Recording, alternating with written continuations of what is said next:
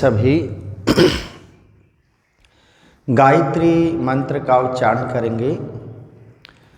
ओम भूर्भुवः स्वाहा तत्सवितुर्वरेण्यं भर्गो देवस्य धीमहि धियो यो नः प्रचोदयात्।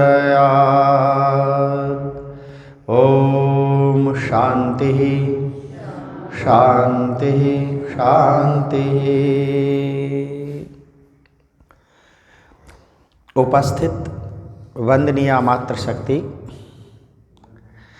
आर्यवर भद्र पुरुषों, शीत अपने यौवन पर है। ये परमपिता परमात्मा का प्रसाद है। उसकी कोई भी ऋतु बुरी नहीं होती, सब प्राणी मात्र के कल्याण के लिए होती है। और अभी आपने अंजू बहन जी से एक बहुत अच्छा भजन सुना। उस परमपिता परमात्मा ने बिना हाथ और बिना पैरों के संसार की रचना कर डाली। जिस भी कवि ने ये भजन बनाया है उसने इस भजन में शास्त्रों के अर्थ दिए हुए हैं। उपनिषदों में भी आता है, अपाणि पादो जवनो गृहीता पश्येत् चक्षि सा शृणोत्य करना सा वेत्य विश्वम तस्यास्ति तमाहु ग्रह्यम पुरुषम पुराणम। कि उस परमात्मा का हाथ नहीं है लेकिन अपनी शक्ति से सारे संसार को रच देता है। कान नहीं है लेकिन सबकी सुनता है। पैर नहीं है, सबसे अधिक दौड़ता है। तो मेरी माता और बहन भद्र पुरुषों, कई रविवार से हम आपके समक्ष निरंतर यक्ष और युधिष्ठिर संवाद पर बोल रहे थे।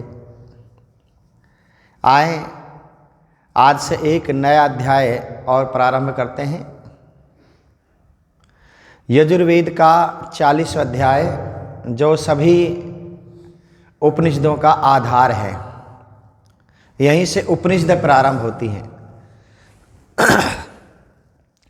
और उपनिषदों में मेरी माता और बहनों इतना आध्यात्मिक ज्ञान भरा हुआ है, आपने एक बार पढ़ना प्रारंभ कर दिया तो आप अपनी आत्मा की आह्लादता प्रसन्नता का वर्णन अपने आप से नहीं कर सकते। वो आपको अंदर से ऐसा महसूस होगा कि इससे ज़्यादा आनंद दुनिया में कोई है ही नहीं। क्रूर अत्याचारी औरंगजेब का जो भाई था दारा शिकोह, उसने भारत में रह कर के 13 साल तक संस्कृत पढ़ी और उपनिषदों का अध्ययन किया और फिर सारी उपनिषदों का फारसी में क्या किया, भाष्य किया। वह कहते हैं इससे बड़ा आनंद मेरी आत्मा को कभी भी नहीं आया जो उपनिषदों को पढ़ने से आता है। तो उपनिषदों की जो आधारशिला है वह क्या है, वह है यजुर्वेद का 40वां अध्याय। यहाँ से प्रारंभ होती, उसको बोलते ईशो उपनिषद। सबसे पहले दुनिया में यदि कोई उपनिषद है तो वह है ईशो उपनिषद।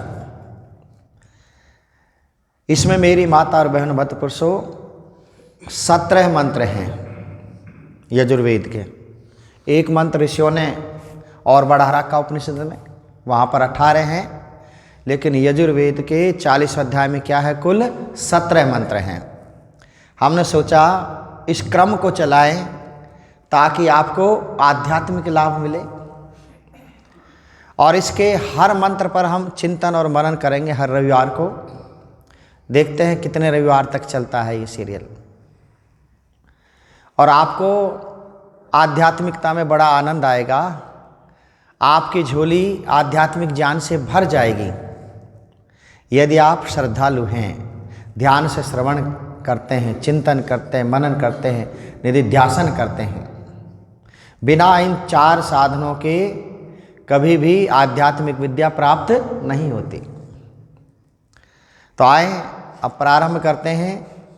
आज केवल हम 3 मंत्रों पर ही चिंतन और मनन करेंगे। समय के अंतर्गत ओम ईशावास्यमिदं सर्वं यत्किंच जगत्याम जगत तेन त्यक्तेन भुंजिथा मा गृधा कस्य स्विद्धनम। ओम कुर्वन्न वेहि कर्माणि जिजी विशेषतम समाहा एवं त्वयि नान्यथे त्वस्ति ना कर्म लिप्यते नरे। ओम असूर्या नाम ते लोका अंधेन तमसावृता तांस्ते प्रत्याभिगच्छन्ति ये के चात्मनो जनः। मेरी माता और बहनों भद्र पुरुषों, इन तीनों मंत्रों में कर्तव्य पंचक का वर्णन आया है। तो यहाँ पर ये तीन जो परमपिता परमात्मा की वाणी है, वेद, ये तीन मंत्र ये बता रहे हैं कि जो परमपिता परमात्मा की कक्षा में बैठना चाहता है, आध्यात्मिकता में प्रवेश करना चाहता है, वे 5 कर्तव्यों का क्या करे? पालन करे। बिना 5 कर्तव्यों का पालन किए हुए आप संध्या नहीं कर सकते, उपासना नहीं कर सकते, उस परमपिता परमात्मा को अपनी आत्मा में महसूस नहीं कर सकते, उसका ध्यान और उसकी समाधि नहीं लगा सकते। और जब हम इन 5 कर्तव्यों का पालन करेंगे तभी परमपिता परमात्मा हमें अपनी आत्मा में क्या होगा? महसूस होगा।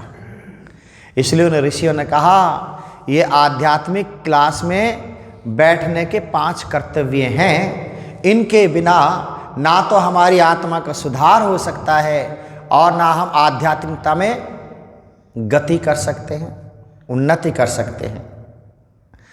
तो वेद भगवान ने सबसे पहली बात बताई, यदि तू ईश्वर का सानिध्य चाहता है, उसकी उपासना करना चाहता है, उसको अपने हृदय में महसूस करना चाहता है, तो ये भक्त, ये मानव, ईशावास्यमिदं, सबसे पहले तुझे परमपिता परमात्मा को सर्वव्यापक मानना पड़ेगा। याद रखो। तो वेद की पहली शर्त क्या है? परमात्मा को सर्वव्यापक मानेंगे तभी हम परमात्मा की भक्ति कर सकते हैं, तभी हम सभी प्रकार के दुरितों, बुराइयों और पापों से बच सकते हैं। और जब तक हम परमपिता परमात्मा को सर्वव्यापक नहीं मानेंगे तो हम किसी भी प्रकार की बुराई और पाप से कभी भी बच नहीं सकते। ये पहली बात बताई। ईशावास्यमिदं, ये दुनिया के लोगों, परमपिता परमात्मा संसार के कण कण में है। कोई ऐसा जर्रा, कोई ऐसा पत्ता, कोई ऐसा स्थान नहीं है जहाँ पर परमपिता परमात्मा की व्याप्ति ना हो और जहाँ पर वह परमपिता परमात्मा हमें देख ना रहा हो। मेरी माता और बहनों भक्त पुरुषों, कहते हैं एक व्यक्ति मस्जिद में बैठ कर के शराब पी रहा था। अजान का समय हुआ, वहाँ पर मुल्ला जी अजान देने के लिए आए और उसने देखा कि मस्जिद में बैठ कर के शराब पी रहा है। उसने उसको डांटा, अरे तुझे शर्म नहीं आती? ये अल्लाह ताला का घर है और तू यहाँ पर बैठ कर के शराब पी रहा है। हमारे यहाँ कोई शराब पिए तो हम भी डांटेंगे, उसका डांटना भी क्या है? उचित है। लेकिन इस घटना को किसी शायर ने अपने शब्दों में बांधा, इसलिए कहते हैं जहाँ ना पहुँचा रवि वहाँ पहुँचा कवि। तो कवि सबसे बुलवाते हैं, तो शराबी से भी बुलवाया। अब शराबी उस मुल्ला से कहता है, ए मुल्ला जी बता,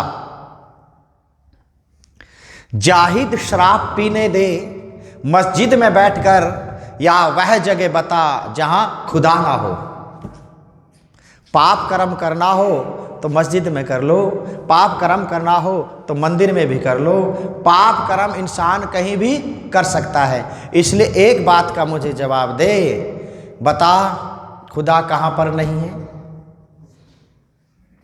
इसलिए कहा, ए रिंद, रिंद कहते हैं शराबी को उर्दू में, ए रिंद पी शराब जहाँ चाहाँ बेधड़क, दिल में खुदा नहीं तो कहीं भी खुदा नहीं, दिल में खुदा नहीं तो कहीं भी खुदा नहीं। मस्जिद को तोड़ डालिए, मंदिर को ढाइए, दिल को ना तोड़िए कि खुदा का मुकाम है, दिल को ना तोड़िए कि खुदा का मुकाम है। तो याद रखो, परमपिता परमात्मा इस हृदय रूपी मंदिर में क्या किया जाता है, वह महसूस किया जाता है, उसी का यहाँ पर दर्शन होता है, उसी की प्रतीति होती है, उसी का क्या होता है, साक्षात्कार होता है। इसलिए ऋषियों ने कहा, ए दुनिया के लोगों, यदि तुम परमात्मा की क्लास में बैठना चाहते हो तो पहली शर्त क्या है, तो पहली शर्त वेद ने बताई, परमपिता परमात्मा को सर्वव्यापक मानो। वह दाएं भी है, बाएं भी है, ऊपर भी है, नीचे भी है। दुनिया में कोई ऐसी जगह नहीं मिलेगी जहां पर परमात्मा की व्याप्ति ना हो। एक देशी आप परमात्मा को मानिए तो इंसान क्या करेगा, पाप कर्म करेगा। और मेरे चिंतन के अनुसार जब से महाभारत का युद्ध हुआ, महाभारत के बाद वेद मत की हानि हुई, वेद विद्या लुप्त हो गई, परिणाम क्या हुआ, परमात्मा के स्थान पर अनेक मठ, मंदिर, मस्जिद, इनका निर्माण होने लगा। तब से दुनिया में पाप कर्मों में सबसे ज़्यादा क्या हुई है, वृद्धि हुई है। याद रखो, क्योंकि लोगों की मानसिकता ऐसी बना दी, मंदिर में जाइए, मस्जिद में जाइए, मत्था टेकिए, बस बाकी तुम्हें पाप करने, कर्म करने की क्या है, छूट है। ईश्वर हमारे पापों को माफ़ कर देता है, अल्लाह हमारे गुनाहों को माफ़ कर देता है, लेकिन वेद का भगवान कहता है वह कभी भी माफ़ नहीं करता। पक्तारम पकवा पुनराविशाति, पकाने वाला जैसी वस्तु पकाएगा वैसी ही खाएगा। ये क्या है, वेद का सिद्धांत। इसलिए कहीं भी किसी भी वेद में किसी भी तरह के मंदिर इत्यादि बनाने का कोई विधान नहीं है। ये सारा का सारा ब्रह्मांड, सारा का सारा संसार क्या है, परमात्मा का देवालय है। इसलिए उपनिषदों को पढ़ो, दर्शनों को पढ़ो, वैदिक ग्रंथों को पढ़ो, तो कहीं भी भगवान को एक देशी नहीं बताया है। क्या बताया है, सर्वदेशी बताया है, सर्वव्यापक बताया है। आप कल्पना तो करके देखो, यदि हम परमपिता परमात्मा को सर्वव्यापक मानने लग जाए, शब्दों से नहीं व्यवहार से, तो दुनिया में कोई पाप कर्म होगा, कभी नहीं होगा। यदि भगवान से इंसान डरेगा तो बहुत सोच समझ कर क्या रखेगा, कदम रखेगा। इसलिए दुनिया में किसी से डरो ना डरो, लेकिन परमपिता परमात्मा से डरो। जो परमात्मा से डरता है वह दुनिया में किसी से भी नहीं डरता, और जब परमात्मा से नहीं डरता वह दुनिया में सबसे डरता है।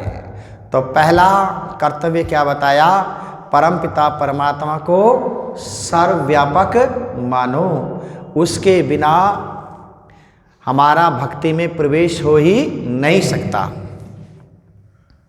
और दूसरी बात बताई मेरी माता और बहनों, ईशावास्यमिदं सर्वम यत्किंच जगत्याम जगत, जो कुछ भी इस जगती में है, जो कुछ भी संसार में है, और परमपिता परमात्मा ने उत्पन्न करके हमें दान में दे रखा है, उसका हम क्या करें, तेन त्यक्तेन भुंजिथा, त्याग पूर्वक भोग करें। इसलिए जब हम यज्ञ करते हैं तो बार बार त्याग की भावना हमारे अंदर आती है, और बार बार हम एक ही वाक्य का प्रयोग करते, इदं न मम, हे परमात्मा ये मेरा नहीं है। किसका है, तेरा है, तू ही मुझे दे रहा है। याद रखो, ये मेरा तो नहीं है, हमारा भी नहीं है, लेकिन मेरे लिए है, हमारे लिए है। परमात्मा ने हमारे लिए क्या किया है, उत्पन्न किया है परमात्मा का, लेकिन हमारे उपभोग के लिए है। इसलिए उपनिषद की आदिम शिक्षा क्या है, संसार के पदार्थों का त्याग पूर्वक भोग करो। इसलिए इसी मंत्र में कहा है नरे, ठीक है जी, आगे नरे शब्द आता है, और नर का अर्थ होता न मैं नहीं, और रामायण रमण, जो इस संसार के पदार्थों में रमण नहीं करता, आसक्त नहीं होता, इनमें चिपटता नहीं, केवल कर्तव्य भावना से इनका सदुपयोग करता है, तो वह फिर परमात्मा की कक्षा में बैठने का क्या बनता है, अधिकारी बनता है। जिस प्रकार मेरी माता और बहनों भक्त पुरुषों, एक कॉलेज का प्रोफेसर है और सरकार की तरफ से उन्हें कई वस्तु उपयोग के लिए दी है, बेंच है, टेबल है, चाक है, पढ़ाने की कई चीज़ें हैं और वो निष्काम भाव से पढ़ा रहा है। और जैसे ही छुट्टी का अंतिम घंटा बजता है तो सारी की सारी चीज़ें वहीं पर क्लासरूम उनको छोड़ करके चला जाता है। कोई उससे कहे भाई इनको साथ ले जा, तो क्या समझेगा वो? इनको वजन समझेगा अपने ऊपर, उनमें वो आसक्ति नहीं करता। इसी प्रकार परमपिता परमात्मा ने ये संसार के जितने भी पदार्थ हैं हमारे उपभोग के लिए दिए हैं, लेकिन दुख कब होता है? जब हम इनमें चिपट जाते हैं। कार है, कोठी है, बंगला है, मकान है, ये सब हमारे लिए हैं लेकिन हम इनके लिए नहीं हैं। यही संसार में क्या है? दुख का कारण है। इन जड़ वस्तुओं में सारा संसार चिपटा हुआ है और जड़ वस्तुओं में सबसे अधिक नज़दीक और सबसे जो बेशकीमती वस्तु यदि कोई दुनिया में है तो मेरी माता और बहनों भक्त पुरुषों, वह क्या है? वह इंसान का स्वयं का शरीर। जब ये शरीर ही नहीं रहेगा साथ में, जाएगा शरीर। इसके लिए हम सारी जिंदगी तपस्या करते हैं, सारा पुरुषार्थ इसी को सुरक्षित रखने में करते हैं। करते कि नहीं करते? बचपन से लेकर जब तक जीते हैं इसी को खिलाने पिलाने में लगे रहते हैं। हे परमात्मा, कहीं ये नाशवान शरीर मेरे से छूट ना जाए, पूरा प्रयास होता है। कोई भी जीव इसको छोड़ना ही नहीं चाहता और दुनिया की असली हकीकत क्या है? ये छोड़ना ही पड़ता है। अरे जिसके लिए तो सब कुछ कर रहा है, ये शरीर ही नहीं रहेगा तो ये दुनिया का वैभव जो केवल परमात्मा ने तेरे उपभोग के लिए दिया है, ऐ मानव, तो उसको साथ ले जाएगा क्या? कुछ भी नहीं ले जाएगा। इसलिए भगवान की भक्ति, भगवान का ध्यान वही कर सकता है जो त्याग पूर्वक क्या करता है? भोग करता है। और त्याग को निकाल दो अपनी संस्कृति में से।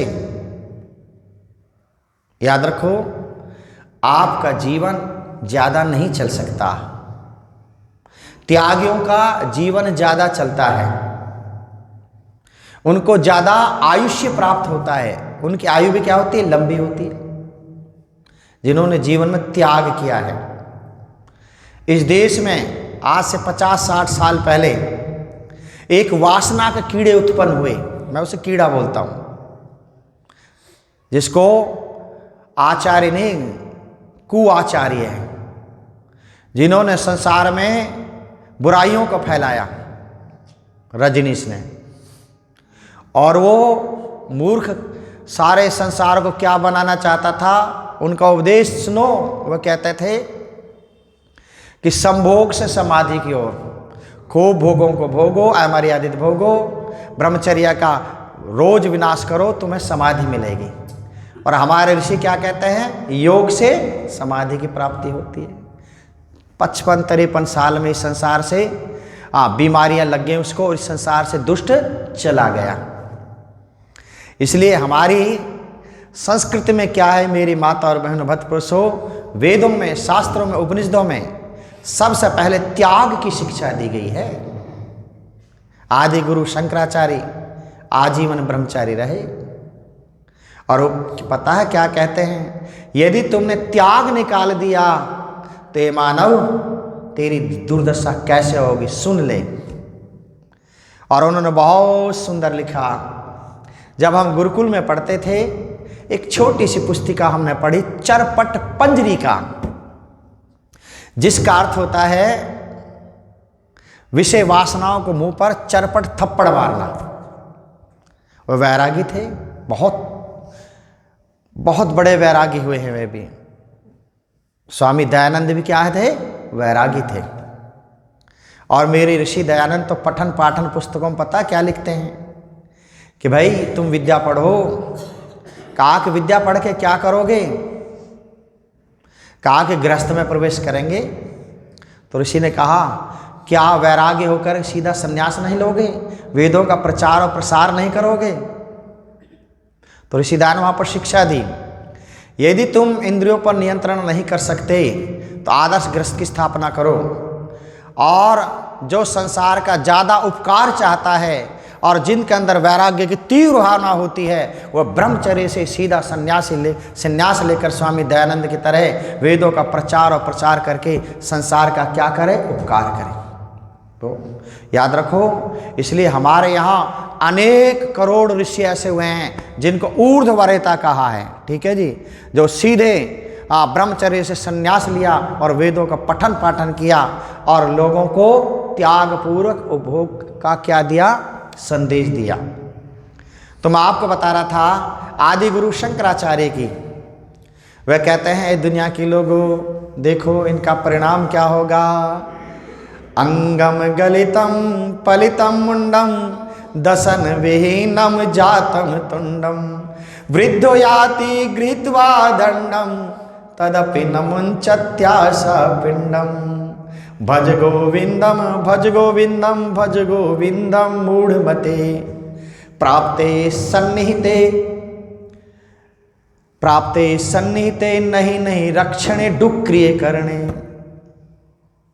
तो वो कहते हैं, ऐ मनुष्य, जब तू अमर्यादित त्याग पूर्वक भोगों को छोड़ देता है और भोगों में आसक्त हो जाता है तो परिणाम क्या होगा, तेरे अंग स्थिल हो जाएंगे, अंग गल जाएंगे, शरीर का प्रत्येक जोड़ हिलने लगेगा उम्र से पहले ही। अंगम गलितम पलितम मुंडम, और सिर के बाल भी तेरे क्या हो गए, सफ़ेद हो गए। दसन विहीनम जातम तुंडम, मुंह में दांत भी नहीं रहा, क्या हो गया, पोपला हो गया, फुप फुप करता है, हवा निकलती है, ठीक है। दसन विहीनम जातम तुंडम वृद्धो याति, और तुझे बुढ़ापा आ गया है, लाठी लेकर के चलता है, तेरी कमर झुक गई है। फिर कहा तदपि न मुंचत्यासा पिंडम, फिर भी दुष्संसार के भोगों में अपनी आसक्ति को नहीं छोड़ता, कहाँ से कहाँ तो पहुँच गया है। और भी कहा यदि तू, अरे मूढ़ मनुष्य, वो गोविंद को मानता था वो, ठीक है, उस परमात्मा का नाम ले, और यदि तू सावधान नहीं हुआ और समय से पहले तू जागा नहीं, तो कहते हैं नहीं नहीं रक्षति डुक्रिय करणे। डुक्रिय करणे एक धातु है जिससे शंकर शब्द बनता है, क्योंकि वो शंकर के उपासक थे।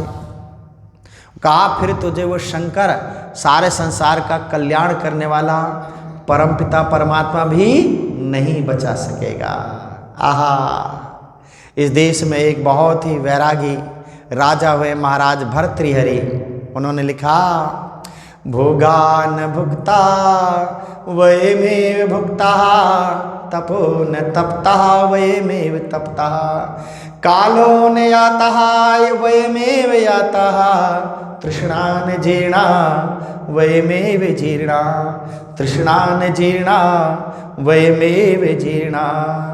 भोगों को क्या भोगा हमने, भोग हमें भुगताए गए, तापों को क्या तापा हमने, ताप हमें को ताप गए, काल को क्या काटा हमने, काल हमें को काट गया, तृष्णा तू तो हुई न बूढ़ी, हमें बुढ़ापा चाट गया, तृष्णा तू तो हुई न बूढ़ी, हमें बुढ़ापा चाट गया।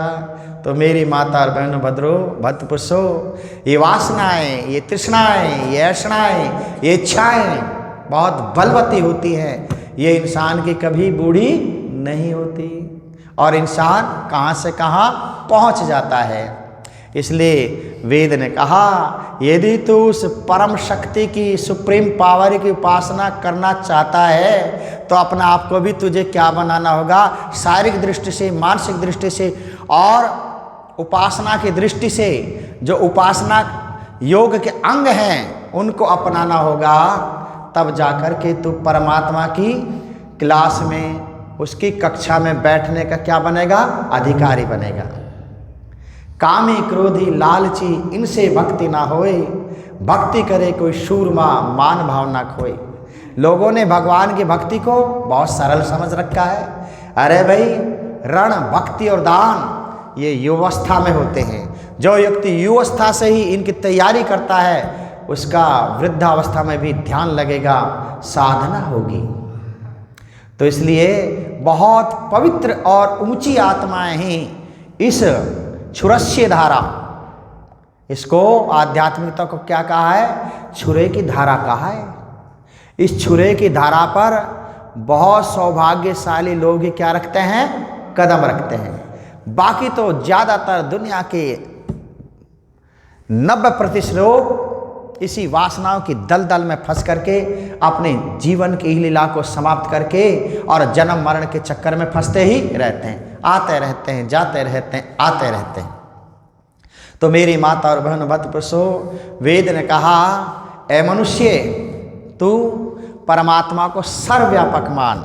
और दूसरी बात बताई, तेन तक्तेन भुंजी था, त्याग पूर्वक संसार में कर्म कर। और फिर तीसरा कर्तव्य बताया, माँ गृधा कस्य स्विद्धनम, कस्य स्विद्धनम, ये धन किसका है? किसी का नहीं, परमात्मा का है। और कहा गृधा, ए मनुष्य, जब परमात्मा का है तो किसी के धन पर तू गिद्ध की दृष्टि मत रख, लालसा मत रख, उसको अन्याय से हड़पने का प्रयास ना कर, और किसी के अधिकारों का हनन मत कर। कितना बड़ा इस मानव को संदेश दिया है। आज संसार में, विश्व में झगड़ों का कारण क्या है? क्योंकि एक देश दूसरे देश के अधिकारों का क्या कर रहा है? हनन करना चाहता है। वो इसकी स्वतंत्रता को भंग करना चाहता है। वो उसके धन पर, उसके क्षेत्र पर, उसकी भूमि पर किसकी दृष्टि रखे हुआ है? गिद्ध की। जैसे गीद बहुत ऊंचा उड़ता है, लेकिन उसकी दृष्टि कहाँ होती है? मुर्दे पर। होती है कि नहीं होती? इसी प्रकार जो इंसान किसी के पदार्थ पर गिद्ध की दृष्टि रखता है, अन्याय से हड़पने का प्रयास करता है, तो मेरी माता और बहनों भक्त पुरुषों, ऐसा व्यक्ति कभी भी, सैकड़ों जन्मों में भी हो सकता है वो दुनिया का अमीर व्यक्ति बन जाए, लेकिन परमात्मा का भक्त तो कभी बन ही नहीं सकता। और हमारे यहाँ तो अमीर पता है किसे कहा है? हमारे यहाँ अमीर, वेदों में हम रोज तो पढ़ते हैं लेकिन उन पर चिंतन नहीं करते। हमारे यहाँ पता अमीर किसे कहा है? वयम श्याम पतयो रईणाम, हे प्रभो, हम धन ऐश्वर्यों को स्वामी होवे।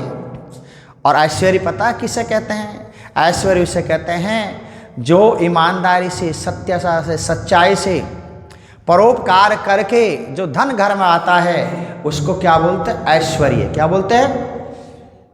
और जो बेईमानी से, छल कपट से आता है, उसे ऐश्वर्य नहीं बोलते, उसे अनैश्वर्य बोलते हैं।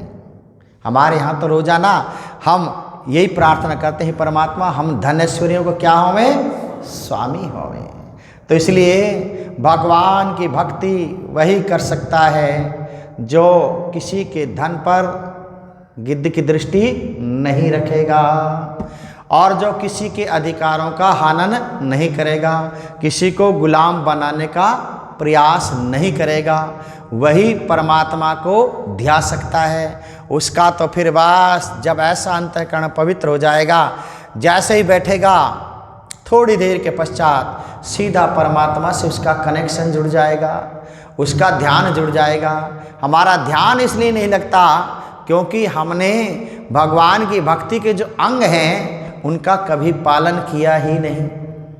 और जब तक इनका हम पालन नहीं करेंगे तो मंत्रोच्चारण कर सकते हैं, उनका ये लाभ होगा, बार बार मंत्र उच्चारण करने से वह हमें कंठस्थ हो जाएंगे। बाकी शब्दों में कोई ऐसा जादू नहीं है कि हमारे जीवन को बदल दे। जीवन तभी बदलेगा जो हमने शब्दों के द्वारा ज्ञान प्राप्त किया है, और वह ज्ञान जब हमारे जीवन का अंग बनेगा। अग्नि है, इसमें कोई भी आहुति दे सकता है, ये जड़ वस्तु है, ये किसी को मना नहीं करती। तो मेरी माता और बहनों भक्त पुरुषों, का ईशावास्यमिदं सर्वं यत्किंच जगत्याम जगत तेन तक्तेन भुंजी था, माँ गृधा कस्य सुविधनम। और फिर दूसरे मंत्र बताया, कुर्वन्न वेहि कर्माणि जिजी विशेषतम समाहा, एवं तो ही नान्य थे तो अस्ति ना कर्म लिप्यते नरे। ऐ मनुष्य, तू संसार में 100 साल तक कर्म करते हुए जीने की क्या कर इच्छा, और कर्म भी कैसे हो? श्रेष्ठतमाय, वेद माता है श्रेष्ठ यज्ञ कर्म। कर्म तो सब कोई करता है, लेकिन वेद कहता है कि तुझे 100 साल तक जीने की इच्छा करनी है, वह भी कैसे? श्रेष्ठ कर्म करते हुए। एक पल भी, एक क्षण भी बैठना इंसान के लिए क्या है? खाली अपराध है। ऐसा व्यक्ति परिवार के ऊपर, समाज के ऊपर, राष्ट्र के ऊपर भार होता है। और प्रमादी व्यक्ति को शास्त्रों में, आलसी व्यक्ति को शास्त्रों में क्या कहा है? पापी कहा है। इसलिए हमारे यहाँ कर्म करने की शिक्षा है। सन्यासी सब कर्मों का त्याग कर देता है, सबको छोड़ देता है, लोकेशना को छोड़ देता है, पुत्रेशना को छोड़ देता है, वित्तेषणा को छोड़ देता है। लेकिन वेदम एकम न संन्यसेत, उसके लिए आदेश है, और वेद को नहीं छोड़ सकता। यज्ञ भी उसके लिए मना है। वो चलता फिरता स्वयं एक अग्नि होता है, एक याग होता है, जिसमें लोग श्रद्धा से अपनी आहुति देते हैं और अपने प्रश्नों को पूछ करके उससे क्या करते हैं? शंका समाधान करते हैं। सन्यासी सब कुछ छोड़ देगा, लेकिन कर्म तो उसके लिए भी बताया है। यदि सन्यासी बिना ज्ञान दिए किसी गृहस्थी का अन्न स्वीकार करता है तो सन्यासी के ऊपर भार होता है। हमारे यहाँ जब सन्यासी आते थे, वेद के विद्वान सन्यासी गृहस्थ में जाते थे, अन्न वहाँ पर खाते थे, फिर उनको क्या देते थे? उपदेश देते थे। तब जाकर के वह उपदेश, याद रखो, वह अन्न उसके शरीर का अंग बनता था। तो इसलिए मेरी माता और बहन मत पूछो, तो वेद क्या कहता है? दुनिया के लोगों, कर्म करते हुए क्या करो? 100 साल की जीने की इच्छा करो, और कर्म भी शुभ, कर्म भी निष्काम, कर्म भी संरचनात्मक, जिससे अपना भला हो, समाज का, राष्ट्र का और विश्व का, प्राणी मात्र का भला हो। ऐसे कर्म कौन कहता है? वेद हमें आदेश देता ऐसे कर्म करने के लिए। अब बताओ, इससे सुलझा हुआ भक्ति का रूप संसार में शुद्ध कौन हो सकता है? हमारे तो यहाँ भक्ति का रूप ही बिल्कुल बिगाड़ दिया। तान में, पलट में कैसे भी मुरारी का नाम निकल जाए, वो एक नहीं 7 जन्मों के तुम्हारे पापों को क्या कर देगा? नष्ट कर देगा। अब आप बताओ, केवल वाणी से मुरारी का, कृष्ण जी का नाम निकला, एक नहीं 7 जन्मों के पापों को नष्ट कर देगा। तो बताओ, दुनिया में पाप बढ़ेंगे या पुण्य बढ़ेंगे? कहाँ ये कर्मनाशा भक्ति और कहाँ वो कर्ममय भक्ति?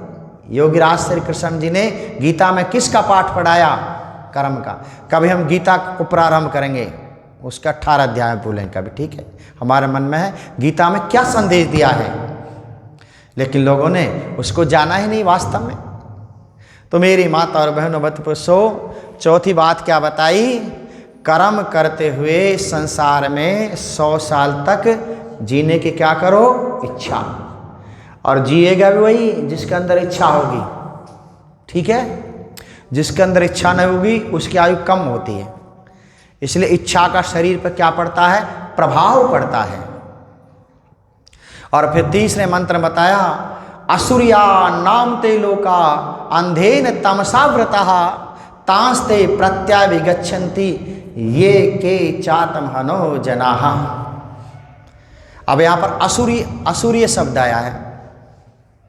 असुर किसको बोलते हैं? राक्षस को, दैत्य को, पिशाच को। और ऋषि दयानंद ने, जब मैं यजुर्वेद का भाष्य पढ़ रहा था, क्योंकि मनुष्य कभी भी किसी मंत्र का अर्थ वेद का नहीं निकाल सकता जब तक वो ऋषि को प्राप्त ना करे, जब तक योग ना लगा समाज में। हाँ, व्याकरण का आधार पर निकाल सकते हैं मनुष्य भी, लेकिन उनके अर्थों में संदेह होता है। और ऋषियों के जितने भी अर्थ हैं उनमें बिल्कुल भी संदेह नहीं होता। वो बिल्कुल ध्यान लगाकर प्रत्येक मंत्र का क्या लिखते हैं? अर्थ निकलते। इसलिए वर्तमान में शायद कोई पृथ्वी पर ऐसे विद्वान हो जो चारों वेदों के मंत्र को अर्थ निकाल सके। व्याकरण के साथ वो निकालेंगे, लेकिन संदेह होगा तो हम ऋषि दयानंद के भाष्य को पढ़ते हैं, फिर आपके सामने क्या करते हैं, उसे प्रस्तुत करते हैं। तो ऋषि दयानंद लिखा कि असुर, दैत्य, राक्षस, पिशाच ये कौन है? तो ऋषि ने बहुत सुंदर कहा, वो कहते हैं जैसा आत्मा में है, ठीक है जी, उसके उल्टा मन में, ठीक है जी, और जैसा मन में है उसके विपरीत क्या है, वाणी में, और उससे उल्टा क्या है, कर्म में। कहा कि जो मन और वचन और कर्म से बिल्कुल विपरीत होते हैं, आत्मा में कुछ है, मन में कुछ है, वाणी में कुछ और है, कर कुछ और रहे हैं, तो ऋषि कहते हैं उन्हीं को असुर कहते हैं, उन्हीं को राक्षस कहते हैं, उन्हीं को पिशाच कहते हैं। देखो जब पढ़ोगे ना आप स्वयं अचंभित हो जाओगे, अरे कहीं हमारी गणना में तो इन्हीं लोगों में नहीं आ रही है। प्राचीन काल में सुनते थे राक्षस हुआ करते थे, इन्हीं हमी में से पिशाच होते हैं, हमी में से राक्षस होते हैं, हमी में से ये क्या होते हैं। तो इस मंत्र में चौथा कर्तव्य बताया, ये के चात्महनो जनाहा, जो अपनी आत्मा के विरुद्ध आचरण करते हैं वे अच्छी योनियों में नहीं जाते, वे निम्न योनियों में जाते हैं। वो अंधकार से जो आच्छादित योनियां होती हैं उन योनियों में जाते हैं। इसलिए मनुष्य यदि तो परमपिता परमात्मा की भक्ति करना चाहता है तो क्या कर, तो आत्मा के विरुद्ध एक भी कर्म ना कर। यही तो हम ईश्वर स्तुति प्रार्थना उपासना का जो अंतिम मंत्र है, अग्ने नये सुप्ता यो धी अस्मत् जुहुराणम, हे परमपिता परमात्मा पाप रूप कुटिलता युक्त पाप रूप कर्म को हमसे क्या करो, दूर करो। जब हमारी वाणी में कुछ होगा, मन में कुछ होगा, आत्मा में कुछ होगा, उल्टे आचरण करेंगे, टेढ़े हो जाएंगे, कुटिल हो जाएंगे। कुटिल होना ही पाप की परिभाषा है। जहाँ जहाँ हम कुटिल होते हैं, सरल नहीं होते, उसे क्या कहते हैं, उसे पाप कहते हैं। हे परमात्मा कुटिलता युक्त पाप रूप कर्म को हमसे क्या करो, दूर करो। तो इसलिए मेरी माता और बहन भक्त पुरुषों, यदि हम परमात्मा की कक्षा में बैठना चाहते हैं तो 5 कर्तव्यों को मानना पड़ेगा। कौन से? बोलो सभी। परमात्मा कण कण में व्यापक है, भगवान के दिए हुए पदार्थों का त्यागपूर्वक भोग करें, किसी के धन पर गिरध की दृष्टि ना रखें, 100 साल तक श्रेष्ठ कर्म जीने की क्या करें, इच्छा करें, और आत्मा के विरुद्ध कोई भी काम ना करे। तो वही फिर परमात्मा की कक्षा में बैठेगा, उसका आध्यात्मिक जीवन आगे चलेगा और फिर उसको अपनी आत्मा में क्या होगा, आनंद होगा। तो आज हमने इन 3 मंत्रों की संक्षेप से व्याख्या की। फिर आगे जो मंत्र आएगा, अनेज देकम मन सोई जवी विनय देवापन पूर्वमशत, आगे जैसे जैसे समय मिलता जाएगा उसके अनुसार हम इन मंत्रों की क्या करेंगे, व्याख्या करेंगे। क्योंकि परमात्मा की वाणी क्या है, वेद, और आर्य समाज का मुख्य उद्देश्य क्या, वेद का प्रचार करना और कराना, सुनना और सुनाना क्या है, परम धर्म है हमारा। ठीक है, जो कुछ भी हम बातें कहते हैं वे वेद की सहायता से कहते हैं। तो ये मैंने थोड़ी सी बात आपके समक्ष रखी। ओम शम।